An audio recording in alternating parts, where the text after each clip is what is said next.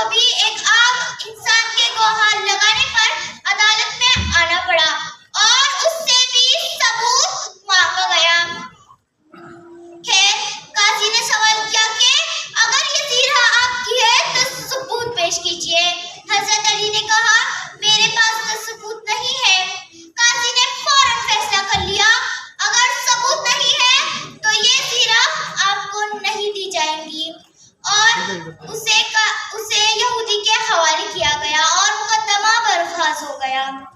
پر جب یہ یہودی نے دیکھا کہ اسلام کا انصاف اتنا مضبوط ہے کہ میرے ایک گواہ لگانے پر بادشاہ کو بھی عدالت میں آنا پڑا اور اس سے بھی ثبوت مانگا گیا، تو اس نے مڑ کر اپنا جرم قبول کیا اور معافی طلب کی اور اس ظالم ویوستھا کو جات پات کے بھید بھاؤ کے بغیر غلام ہو یا بادشاہ ہر ایک کے لیے برابری کا سلوک دیکھ کر فوراً اسلام قبول کر لیا۔ یہ ہے اسلام کا انصاف۔ جس دیش کا قانون مضبوط ہوتا ہے وہ دیش بگڑنے سے محفوظ رہتا ہے۔ آخر میں یہ دعا ہے کہ اللہ تعالیٰ ہمارے پیارے بھارت دیش کو دشمنوں کی گندی نظروں سے محفوظ رکھے۔ آمین۔